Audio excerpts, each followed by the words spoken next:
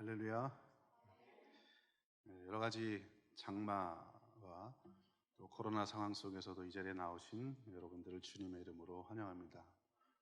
더불어서 아까 1부 때 들어보니까 1부는 송출이 안 되고 2부가 영상 예배로 드려진다는데 영상으로 예배 드리는 분들도 환영합니다. 제가 마스크를 쓰고 찬양을 하는 성가대 중에 제일 잘하는 성가대 같습니다. 그래서 목소리가 보통 마스크를 쓰면 이렇게 막혀서 나오는데 제가 노래를 좀 할 줄 알거든요. 근데 이렇게 나오길래 이분들은 영으로 노래를 하나?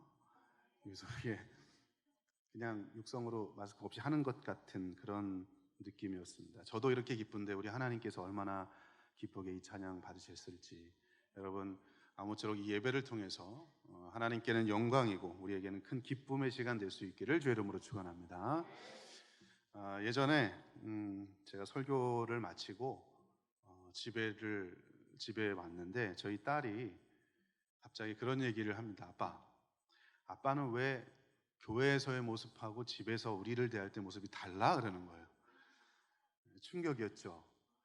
교회에서 아이의 눈에 비친 저의 모습이 교회에서는 설교할 때 온갖 좋은 얘기를 다 하면서 집에서 자신들을 대할 때는 꾸짖기도 하고 혼내기도 하고 가끔 맴매하기도 하고 아이들의 마음을 불편하기도 했던 그 모습을 보면서 왜 아빠는 교회에서의 예배하는 모습과 일상에서 우리를 대하는 모습이 다르냐라는 그 질문을 했습니다.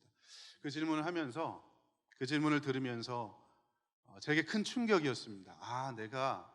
내가 못 보는 나의 모습을 하나님께서 이 아이를 통해서 보여주시는가 보다.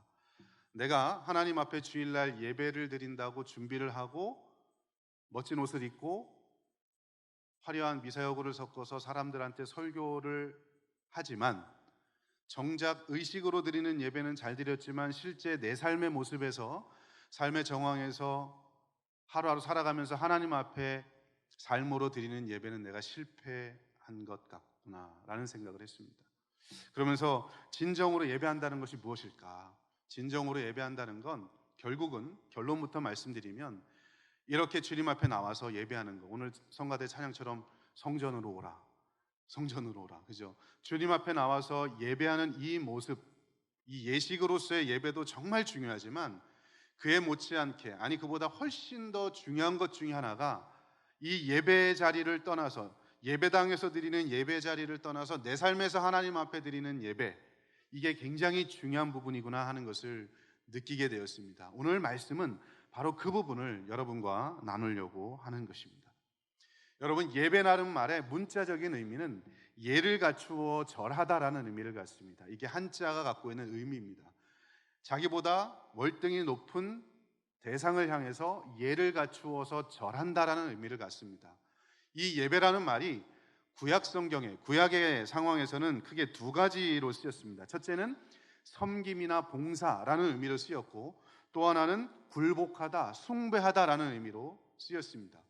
그러니까 여러분, 구약에서 예배라는 단어가 쓰여진 히브리의 원문을 찾아보면 섬기다. 그래서 여러분, 영어로 말하면 예배가 뭐라고 얘기하죠? 영어로 예배를? 월십이라고 얘기도 하고 그 전에 서비스, 월십 서비스 이렇게 이야기합니다. 월십 서비스, 이게 예배라는 말입니다. 그러니까 두 영어 단어에 사실은 히브리적 개념의 예배라는 말의 의미가 두 개가 다 들어가 있습니다. 서비스가 뭡니까? 섬기는 거죠. 봉사하는 거죠. 나보다 절대자를 향해서 내가 그 앞에 무릎 꿇고 섬기는 행위, 이게 예배입니다. 또 하나는 월십, 경배하는 겁니다. 굴복하는 겁니다. 굴종하는 겁니다. 나보다 거대한 위대한 분 앞에 나의 모든 것들을 다 내려놓고 굴복하고 숭배한다는 의미, 이것이 바로 구약 성경이 우리에게 보여주는 예배의 두 가지 의미입니다. 신약 성경에서 예배라는 말이 쓰여졌을 때의 상황을 보면 그 의미가 최고의 가치를 돌려드리는 것, 이것이 바로 예배입니다. 내가 가진 것 중에 최고의 가치를 올려드리는 그것이 바로 예배라는 것입니다. 그러므로 여러분, 어원 그리고 구약과 신약의 예배라는 말의 의미를 살펴보면 결국 이겁니다. 피조물인 인간이, 구원받은 인간이 하나님 앞에 가장 좋은 것, 가장 존귀한 것을 주님 앞에 드려서 최고의 가치를 드려서 주님께 헌신하고 경배하고 숭배하는 행위, 이것이 바로 예배라는 것입니다. 피조물인 인간이 구원받은 은혜에 감사해서 내가 드릴 수 있는 최고의 것을 하나님 앞에 드리는 행위가 바로 예배라는 것입니다.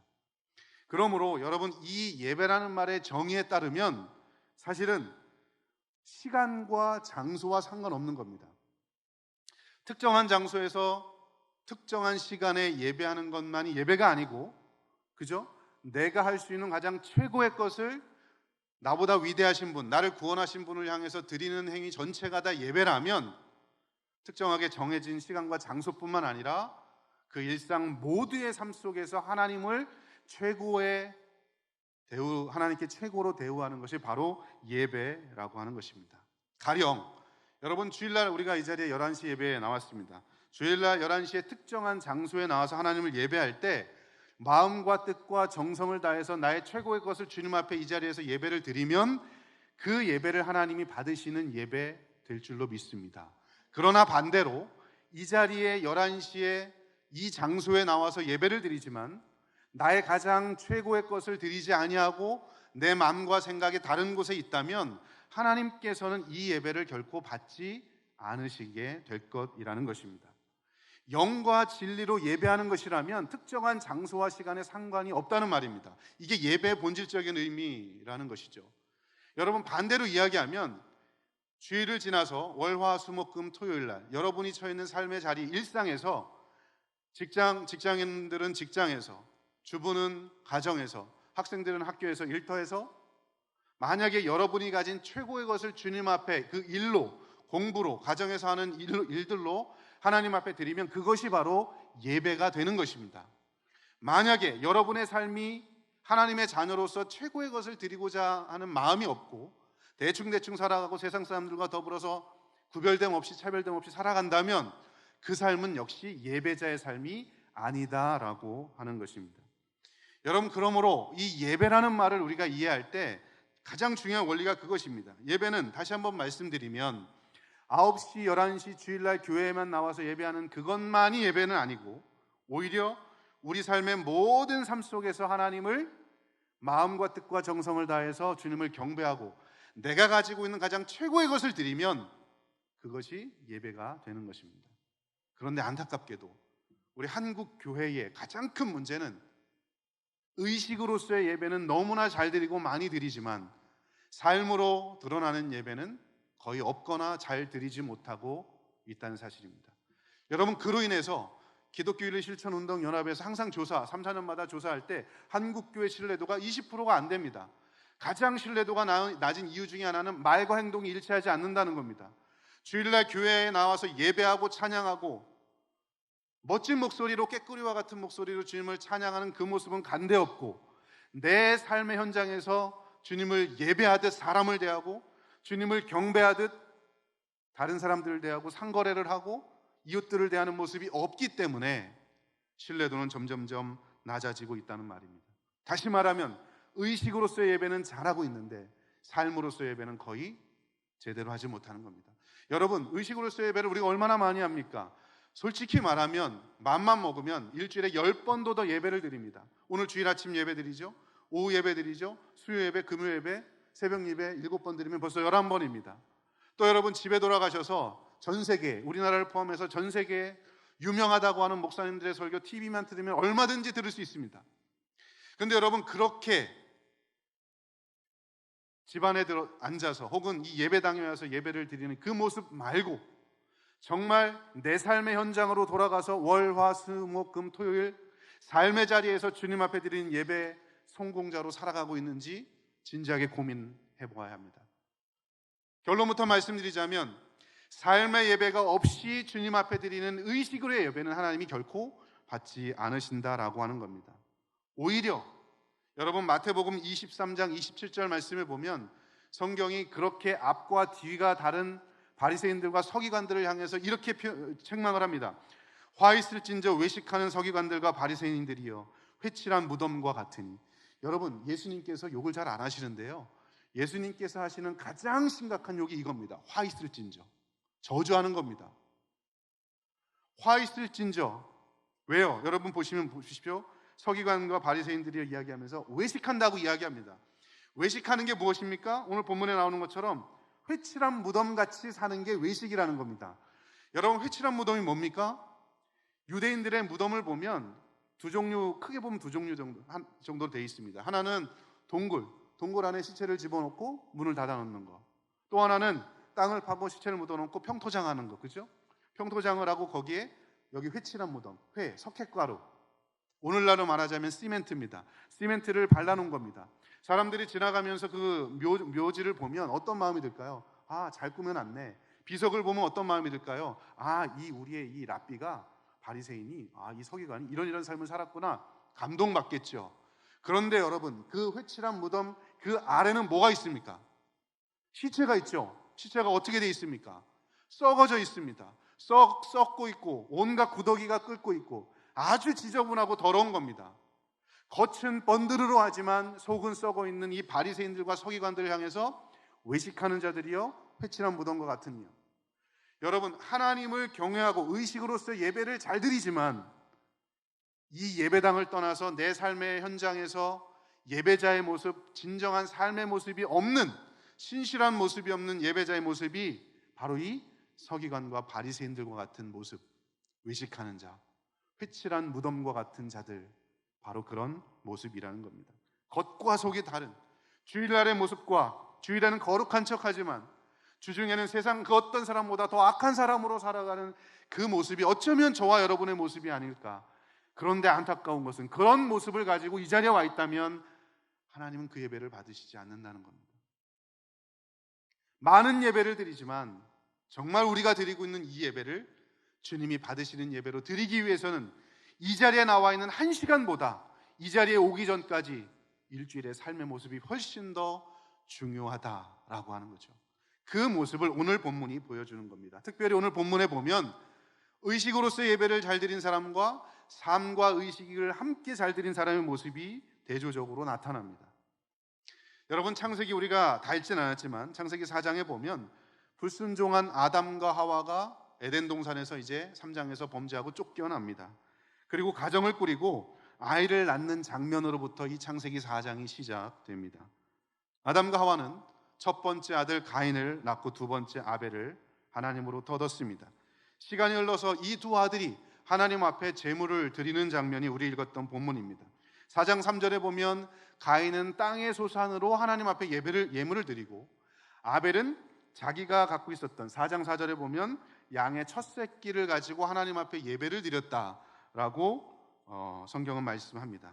그런데 여러분, 가인의 제사와 아벨의 제사를 하나님이 둘 다 받아주셨다면 인류 역사상 최초의 형제살인 사건은 아마 일어나지 않았을 겁니다. 그런데 안타깝게도 4장 4절 후반부부터 4장 5절에 보면 성경이 이렇게 말씀합니다. 여호와께서 아벨과 그의 제물은 받으셨으나 가인과 그의 제물은 받지 아니하신지라. 한 사람의 제물은 받고 한 사람의 제물은 받지 않았습니다. 그래서 여러분, 형제살인이 일어나게 되죠. 자, 이쯤에서 우리는 의문이 생깁니다. 왜 하나님께서 한 사람의 제물은 받으시고 한 사람의 제물은 받지 않으셨을까? 학자들 주석을 찾아보면, 예전 주석을 찾아보면 학자들이 이렇게 이야기합니다. 아벨이 드렸던 제물은 피의 제사를 드렸고 또 첫 번째 제물을 잡아서 하나님 앞에 드렸기 때문에 하나님이 그 제사를 받으셨다. 피의 제사, 그죠? 예수님을 예표하는 피의 제사를 드렸고 또 첫 짐승을 잡아서 드렸기 때문에 하나님께서 이 예물을 받으시고, 가인은 그것이 아니고 그냥 곡식을 드렸기 때문에 안 받으셨다라고 주석을 합니다. 그런데 여러분, 이 피의 제사에 대한 규례와 첫 제물에 대한 규례가 어디 나옵니까? 대부분 보면 레위기에 나옵니다. 그러니까 여러분, 오늘 이 본문이 쓰여졌을 당시에는 레위기에서 규례가, 규정이 정해지기 이전의 상황이죠. 정해지기 이전의 법칙을 정해진 다음에 소급 적용하는 건 법이 아니죠, 그렇죠? 그러니까 여러분, 그렇게 해석하는 건 맞지 않습니다. 피의 제사를 드렸으니 받았고, 그러니까 짐승 제사를 드려야 한다. 첫 새끼를 드렸으니까 받았고, 그런 개념이 아니라는 겁니다. 그럼 여러분, 도대체 왜 하나님께서 아벨의 제사는 받으시고 가인의 제사는 안 받으셨을까? 창세기 우리가 읽었던 4장 4절부터 5절의 말씀에 보면 중요한 단서가 하나가 나옵니다. 만약에 하나님께서 드리는 제물만 중요하게 여기셨다면 성경은 이렇게 기록되어 있을 겁니다. 하나님이 가인의 제물은 안 받으셨고 아벨의 제물은 받으셨다라고 기록해야 맞습니다. 그런데 성경은 뭐라고 이야기하냐면 하나님이 가인과 그의 제물은 안 받으시고 아벨과 그의 제물은 받으셨다라고 그 사람의 이름이 등장합니다. 가인과 그의 제물 한 세트입니다. 아벨과 그의 제물 한 세트입니다. 여러분, 이게 뭘 의미할까요? 이 이름이 과연 무엇을 의미할까요? 제물만 중요했다면 누구의 제물은 받았고 누구의 제물은 안 받으셨다 단순하게 기록했을 텐데 누구와 누구의 제물, 누구와 제물 받고 안 받고를 말씀하는 겁니다. 여러분, 여기서 말하는 이름은 그 사람의 삶의 인격과 인성을 의미합니다. 드려지는 제물은 제사를 드리는 그 안식일 제사를 드리는 그 자리에 가져온 거지만 그보다 앞서 등장하는 이름은 일주일 동안 삶의 자리에서 하나님을 어떻게 신실하게 섬겼는지 그렇지 않은지 그 사람의 인격과 인성의 모습이 드러나 있다라고 하는 것입니다. 그러니까 여러분, 아벨과 그의 제물은 받으셨다는 이 의미가 무엇일까요? 아벨이 드려졌던 제물만을 받으신 것이 아니라 그 제물을 드리기까지 일주일 동안 어떤 삶을 살았다? 하나님 앞에 신실한 삶을 산 겁니다. 삶으로서의 예배에 성공하고 그 결과를 의식으로서의 예배로 제물을 통해서 하나님 앞에 바쳤을 때에 하나님이 그 제물을 받으셨다라고 하는 것입니다. 여러분, 우리 속담에 호랑이는 죽어서 육식을 좋아하는 사람들은 고기를 남기고 그런 얘기를 하는데 호랑이는 죽어서 뭘 남깁니까? 가죽을 남기죠. 사람은 죽어서 이름을 남기죠. 그 말이 뭡니까? 사람은 죽어서 이름 남긴다는 말이 똑같아요. 그 사람의 이름을 생각하면 그 사람 이렇게 살았구나 라는 삶의 모습이 나타나는 겁니다. 동일합니다.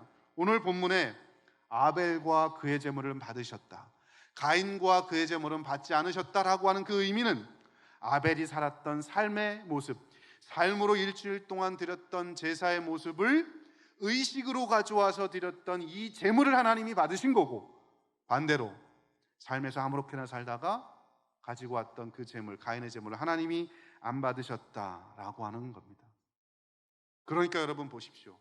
의식으로서의 예배를 받으시고 안 받으시고는 어디서 결정이 됩니까? 삶에서 내가 하나님 앞에 신실하게 살았느냐 그렇지 않느냐의 모습이 이미 결정된다는 겁니다. 여러분, 그 해석을 뒷받침해 주는 것이 히브리서 11장 4절입니다. 히브리서 11장 4절에 보면 우리가 읽었던 이 본문의 말씀을 해석을 합니다. 성경이 이렇게 말씀하죠. 우리 한번 같이 읽어볼까요? 시작. 믿음으로 아벨은 가인보다 더 나은 제사를 하나님께 드림으로 의로운 자라는 증거를 얻었으니 하나님이 그 예물에 대하여 증언하심이라. 그가 죽었으나 그 믿음으로써 지금도 말하니라. 여러분, 아벨이 가인보다 더 나은 제사를 드렸다라고 이야기하면서 무엇으로 드렸다고 이야기합니까? 믿음으로. 여러분, 히브리적 개념에서의 믿음은 뭐냐면 일상에서 주님과 동행하는 삶이 믿음입니다. 그러니까 여러분, 믿음으로 아벨이 더 나은 제사를 드렸다는 것은 일상 속에서 주님과 동행하는 삶을 살면서 더 좋은 것들, 더 나은 것들을 하나님 앞에 예물로 드렸기 때문에 믿음으로 드린 이 예물을, 아벨의 예물을 하나님께 받으셨다라고 하는 거죠. 뒤집어 이야기하면 가인은 어떻습니까? 일상에서, 삶 속에서 믿음의 삶이 아닌 거죠. 주님과 동행하는 삶이 아닌 거죠. 하나님과 함께하는 삶이 아닌 거죠. 그런 삶을 살다가 주님 앞에 자기가 소출한 것을 주님 앞에 드렸을 때 하나님이 받지 않으셨다라고 하는 것입니다. 믿음은 삶입니다. 믿음은 일상입니다. 그렇게 믿음의 삶을 살다가 주님 앞에 믿음으로 제사를 드린 이 아벨의 제물을 하나님께서 받으셨다 하는 겁니다. 오늘날로 말하자면 이런 거겠죠. 믿음으로 아벨이 예배를 드렸다는 건 우리말로 정하자면 주부다 그러면 일주일 동안 가정에서 주부로서 하다못해 설거지를 하고 빨래를 하더라도 믿음의 삶을 사는 겁니다. 요즘에 전업 남편도 있잖아요. 남편이 주부다 그러면 집에서 나는 직장 못 가니까 뭐 우울하고, 이게 아니라 내게 맡겨진 집에서 설거지하면서 자녀를 돌보면서, 그죠? 최선을 다해서 삶을 살다가 주일날 주님 앞에 나오는 가정주부, 아내, 남편, 그 예배를 하나님이 받으시는 겁니다. 내가 직장인입니까? 그러면 사업주가 내게 맡겨진 일이 있잖아요. 그 일을 최선을 다해서 감당하다가 주일날 이 자리에 나와서 예배드리는 그 예배를 하나님이 받으신다는 겁니다. 내가 학생입니까? 그러면 학생의 본분이 뭡니까? 공부하는 거죠. 내 삶의 처소에서 매일매일 최선을 다해서 열심히 공부하는, 공부가 예배입니다. 공부하는 자리에서 최선을 다해서 공부하다가 주일날 의식으로서의 예배로 예배 자리에 나와서 감격스럽게 주님을 찬양하고 경배하는 그 예배를 하나님께서 받으신다라고 하는 것입니다. 여러분, 의식으로 드리는 예배가 당연히 중요하죠. 주일날 교회 나오는 거 중요합니다. 할 수 있으면 모여서 예배 드리는 게 훨씬 중요합니다. 코로나가 있지만 우리가 방역 잘 지키잖아요. 지금 뭐 안 쓰시는 분 없고 다 지키고, 아까도 말씀드렸지만 찬양대가 이렇게 마스크를 쓰고 하는데 흔치 않은데, 이렇게 하는 데도 없어요.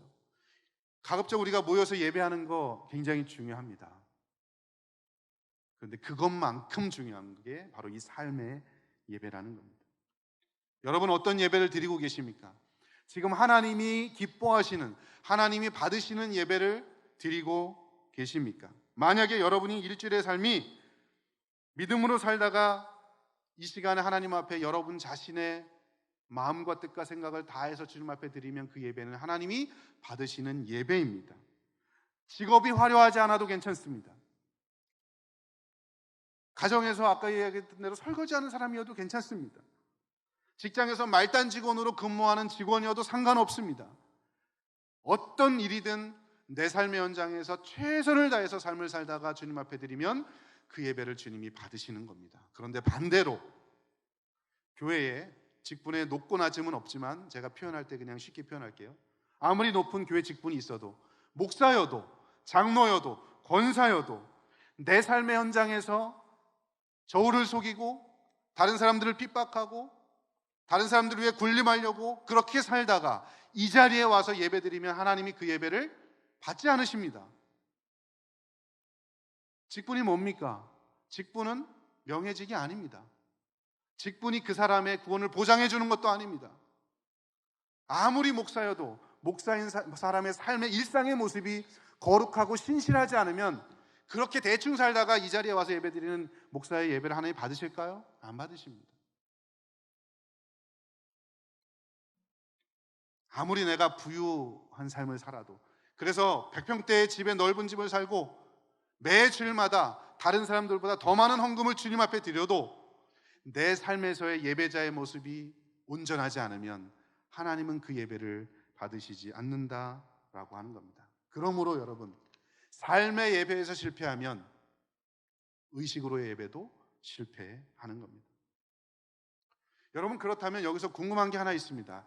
자, 삶의 예배가 중요한데 그러면 삶으로 예배한다는 것이 무엇일까?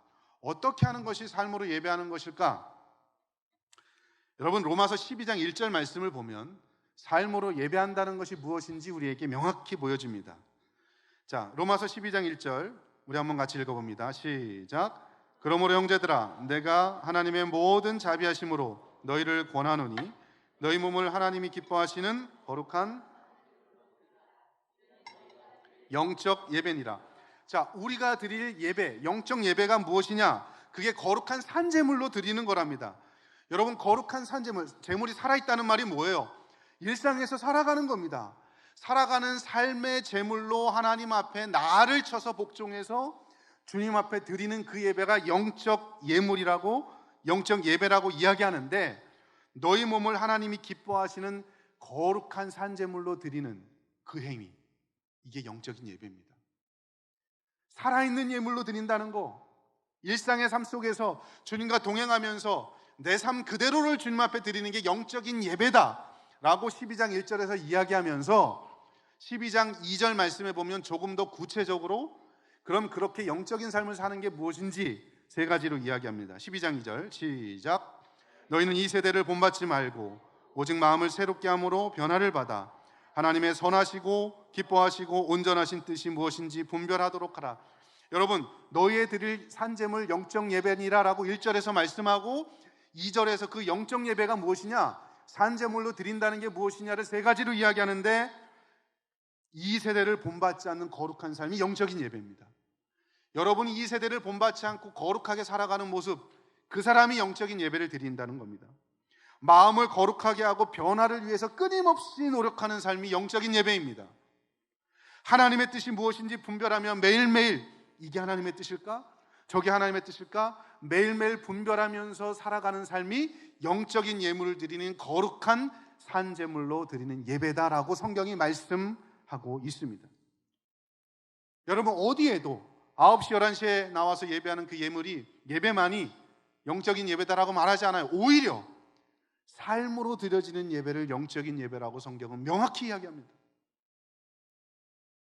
이 세상이 유혹해도 이 세대를 본받지 않으려고 하는 믿음이 삶의 예배라는 겁니다. 내 삶이 죄로 물들지 않고 거룩해져 가기 위해서 끊임없이 몸부림치는 거, 이게 삶의 예배라는 겁니다. 내 일상 속에서 도대체 하나님의 뜻이 어디 있을까? 내가 지금 고난당하고 있는데, 어려운 일 당하고 있는데 하나님의 뜻이 어디 있을지를 끊임없이 고민하면서 기도하는 삶으로 살아가는 것이 영적인 예배고, 살아있는 삶으로 산제물 드리는 것이라고 성경은 말씀하고 있습니다. 한마디로 이야기하면 주님과 일상에서 동행하는 삶이 영적인 예배인 줄로 믿습니다. 여러분, 그런 예배를 드리고 있습니까? 주님과 동행하는 삶. 그 동행하는 삶이 있어야 오늘 이 자리에 나와서 예배하는 이 의식으로서의 예배가 의미가 있고 하나님이 받으신다라고 하는 겁니다. 여러분, 히브리서 11장을 우리는 믿음장이라고 이야기합니다. 왜냐하면 믿음의 사람들이 등장합니다. 특별히 믿음의 사람 이름이 적혀있는 16명, 그리고 이름이 적혀져 있지 않은 수많은 사람들이 등장하는데, 여러분, 그 믿음의 사람들이 공통점이 있습니다. 이름이 적혀있든 그렇지 않든 공통점이 뭐냐면, 이들은 지금 말씀드렸던 삶으로 주님 앞에 예배하는 삶이 정말 철두철미했다는 겁니다. 여러분, 이 히브리서 11장의 믿음의 사람, 주님과 동행했던 믿음의 사람 첫 번째 아벨이 나오는데, 아벨은 우리가 살펴봤으니까 넘어가고요. 두 번째 사람이 누가 나오냐면 에녹이 나옵니다. 히브리서 11장 5절 말씀에 에녹을 이렇게 묘사합니다. 믿음으로 에녹은 죽음을 보지 않고 옮겨졌으니 하나님이 그를 옮기심으로 다시 보이지 아니하였느니라. 그는 옮겨지기 전에 하나님을 기쁘시게 하는 자라는 증거를 받았느니라. 여러분, 이 에녹 잘 알잖아요. 죽음을 보지 않고 올라갔잖아요. 일상에서 어떤 삶을 살았다고 이야기합니까? 하나님을 기쁘시게 하는 삶, 매일매일 삶에서 하나님을 기쁘시게 하는 삶을 사는 사람이 바로 에녹이고, 그렇게 살았기 때문에 하나님이 그를 죽음을 보지 않고 그를 하늘로 올리신 겁니다. 그런데 이 히브리서 11장에서 묘사했던 이 에녹을 창세기 5장 24절에 뭐라고 이야기하냐면 이렇게 말씀합니다. 에녹이 하나님과 뭐 했더라? 동행하였더라. 이게 예배자의 삶이잖아요. 동행하였더라. 하나님과 일상에서 동행하는 삶이 하나님을 기쁘시게 하는 삶이라는 거예요. 자, 두 번째 사람 노아가 나옵니다. 히브리서 11장 7절에 보면, 자, 노아, 믿음으로 노아는 아직 보이지 않는 일에 경고하심을 받아 경외함으로 방주를 준비하여 그 집을 구원하였으니. 여러분, 몇 년 동안 준비합니까? 120년 동안 일상에서 방주를 믿음으로 준비하는 거예요. 믿음으로 방주를 준비했다. 120년 동안 일상의 삶이 하나님 앞에 드려진 삶이죠. 이 히브리서 11장 7절의 노아의 모습을 창세기 6장 9절은 이렇게 말씀합니다. 노아는 의인이요 당대 완전한 자라. 그는 하나님과 동행하였더라. 여기도 동행이 나오죠. 여러분, 믿음의 사람의 공통점이 뭐예요? 그러니까 동행, 삶에서 하나님과 동행한 거예요. 세 번째 나오는 사람이 히브리서 11장 8절에 바로 뒤이어서 아브라함이 나옵니다. 성경 8절에 보면, 히브리서 11장 8절에 믿음으로 아브라함은 부르심을 받았을 때에 순종하여 장래의 유업으로 받을 땅에 나아갈새 갈 바를 알지 못하고 나아갔으며. 갈 바를 알지 못하고 매일매일 가는 거예요. 주님이 인도하실 거를 믿고서. 그죠? 매일매일 삶 속에서 믿음의 삶을 산 겁니다. 그 사람을 일컬어서 창세기 동일하게 이 갈 바를 알지 못하고 나아가는 첫 장면이 나오는 12장 4절에는 이렇게 이야기합니다.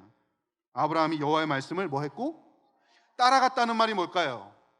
동행했다는 말입니다. 따라갔다는 말이 동행했다는 말이죠. 동일한 말입니다. 여러분, 에녹도 노아도 아브라함도 아벨도 믿음의 사람은 모두 다 어떤 삶을 살았다? 하나님과 일상에서 동행하는 삶을 산 겁니다.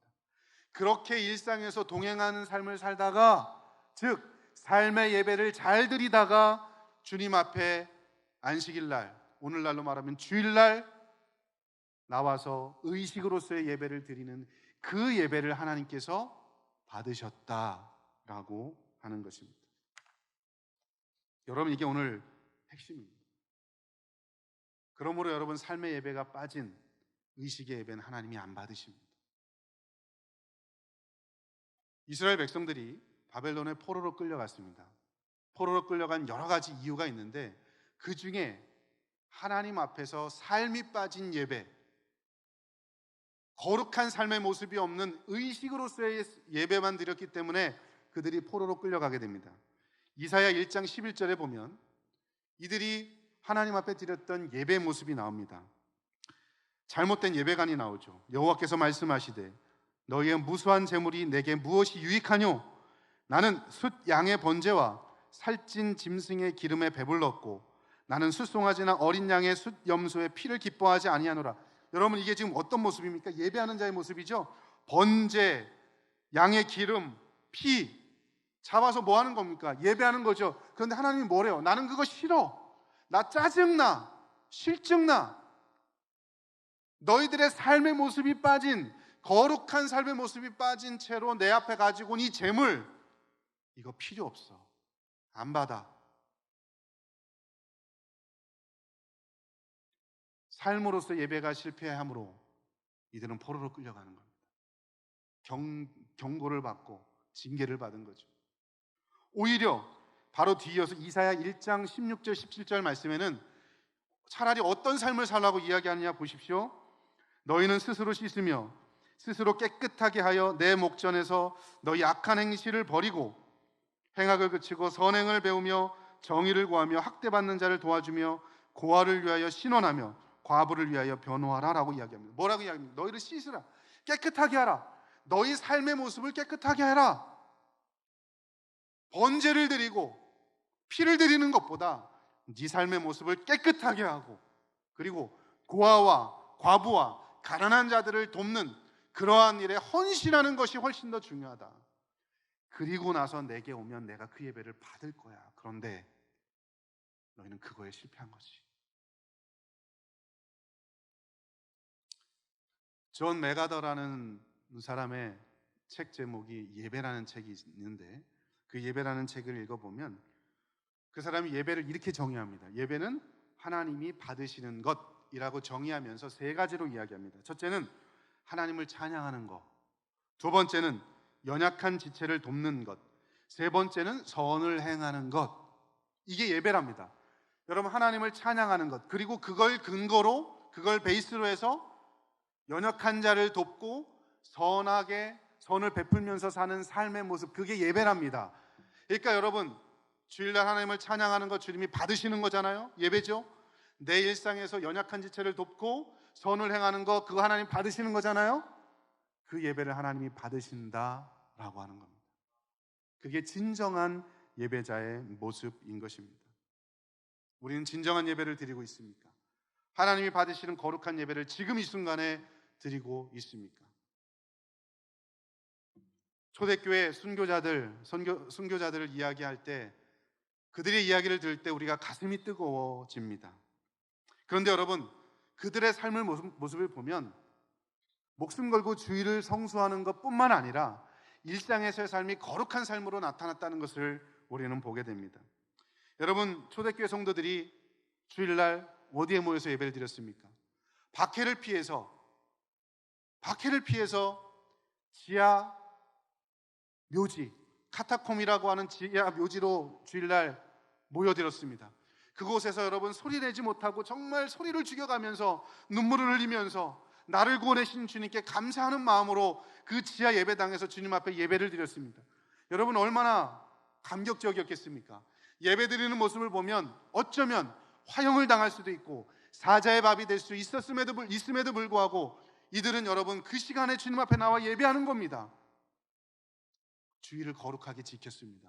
그런데 이 순교자들, 이들이 위대했던 이유는 주일날 그렇게 카타콤에 와서 예배를 드렸던 그 모습이 아니라 그 모습 이전에 그들의 삶의 모습이 정직하고 검소하고 청렴한 삶을 살다가 주님 앞에 나와 목숨 걸고 예배했기에 그 예배를 하나님께서 받아주신 겁니다.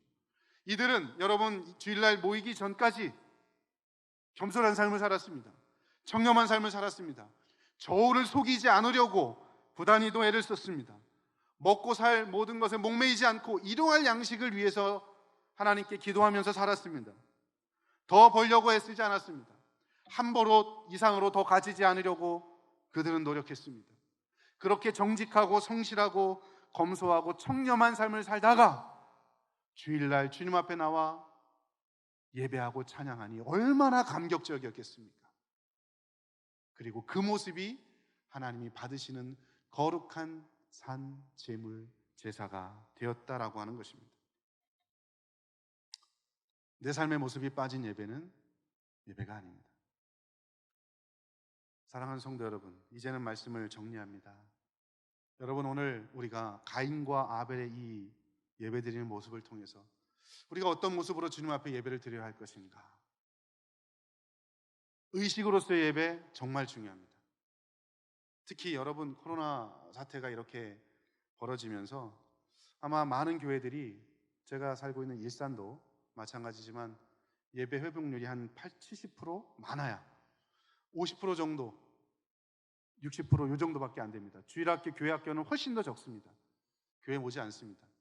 근데 여러분, 사실은 교회 나와서 이렇게 같이 방역수칙을 잘 지키면서 우리가 믿음으로 예배하는 것 정말 중요합니다. 저는 그렇게 해야 된다고 생각합니다. 다들 마스크 쓰고 계시잖아요. 또 체온 체크도 하고 또 손도 소독을 하고.